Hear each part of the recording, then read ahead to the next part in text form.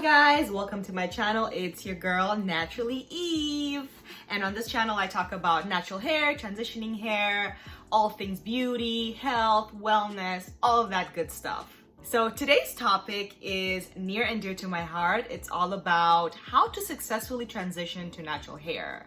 So a little bit about myself.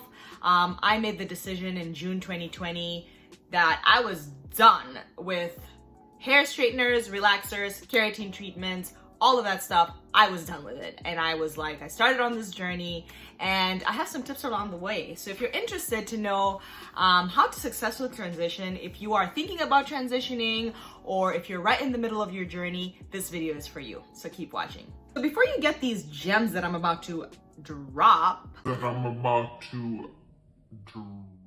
please hit that subscribe button and support your girl. All right, so let's get into it. So tip number one is decide on your why. Why are you trying to transition, girl? Why are you trying to go heat free? Or why are you stopping relaxers? Why are you stopping keratin treatments? What is your why? And the reason you have to decide on your why is because you're gonna have moments where you want to give up. You're gonna be like, ugh, I just want to straighten my hair. It'll be so much easier and all of that. So you need to decide on your why. What was your why? So for me, like, I just got tired of the relaxing process, okay? That creamy crack is crack, but the process, like when I think about my scalp burning and like that whole process of like putting on the cream and then leaving it on, and then once you start, and you know, some hairdressers are like, ooh, when it starts burning, that's when we wash it off. No, boo-boo, when it starts burning, your scalp is burning. That's when you need to you need to wash it off way before that. So anyway, that whole process was annoying. And then I moved to keratin treatments, which was apparently a little bit better. It just like loosens your curl texture. No, boo. No, boo. It's still bad. It's still bad for you. Like, it still like messes up your hair. So then I moved to keratin treatments. The process was a little bit, you know, less annoying than relaxers, but you still have to go like every so often. So my hair was like every couple of months. I know some people it's every couple of weeks, and it's just like, why am I doing this? Why am I doing this? Decide on your why and it will truly help. So tip number two is stop all heat. Hair straighteners, curling wands, you know, high heat like blow dryers and stuff like that.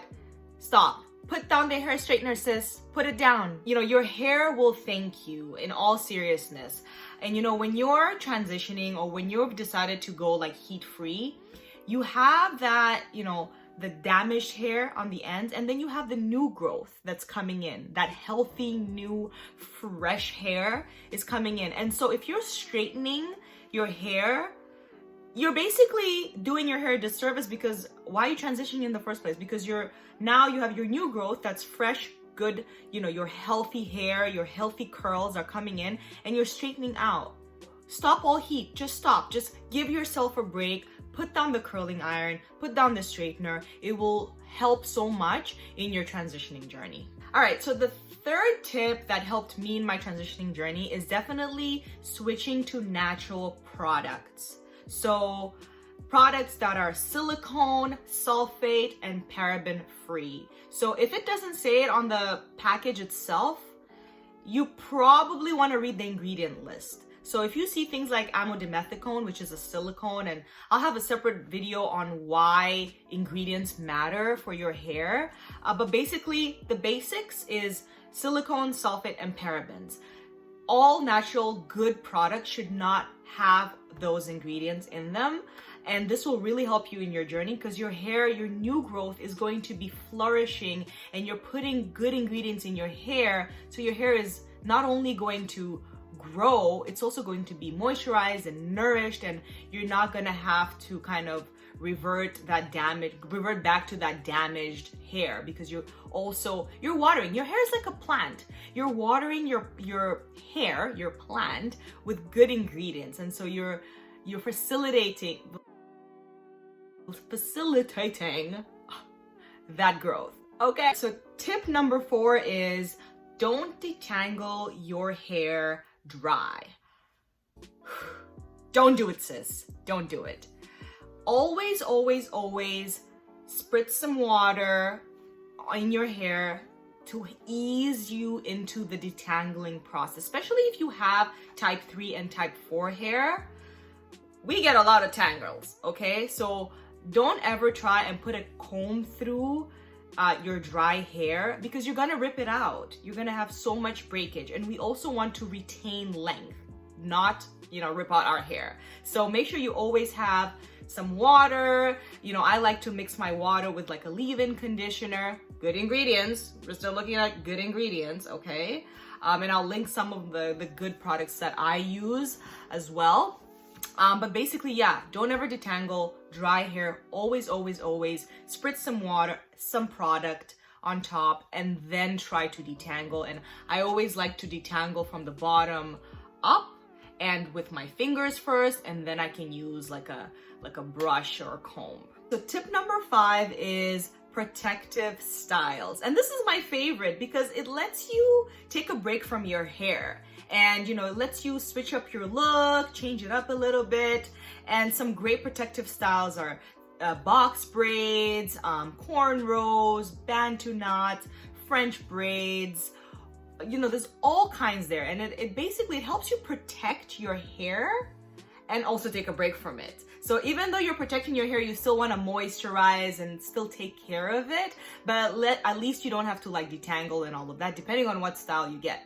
And my favorite protective style is a wig, honey. And, you know, especially if you're looking for that slick, straight look, there's all kinds of wigs out there. And, you know, come over here, Felicia.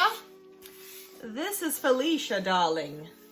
Felicia, she has, you know, she's 18 inches, okay? She's a little layered. She got 14, 16, and 18 inch bundles. Today she's wavy, you know, and she's also, we dyed her. Yep, she got her hair dyed. It's a little, you know, golden brown. She's a HD, you know, so looks very real, you know, on the scalp and stuff. That HD look. So yeah. So, you know, she's my first wig, and she's expensive, honey. But yeah, I love wigs because it just gives you a break and you can change your look. Say bye, Felicia. Bye. Tip number 6 is get professional trims. So when you're transitioning, you have some new growth, but you also have those damaged ends. And eventually, you want to chop off all the damaged ends. So first of all, depending on how long you plan to transition, so some people I know go and do the big chop like right away and just go bald and, you know, start literally from the beginning. So with that, you don't really need to, you know, worry about doing your trims. I mean, you still have to trim your hair, but not as often, depending on how long your hair grows. Some people, and most people, decide to transition for a period of time. Could be, you know, a couple of months, could be a year. I was one of those people. I was a little, you know, scared to transition. Like, I was scared to do the big chop right away. So I transitioned for 15 months, and I would get, you know, professional trims every couple of weeks. So I would say like once a month. And I would go to like a salon. So I know there's so many videos out there on YouTube on how to trim your own hair and all of that. You know, I'm not confident in my skills in that way. So if you are able to trim your hair, go for it.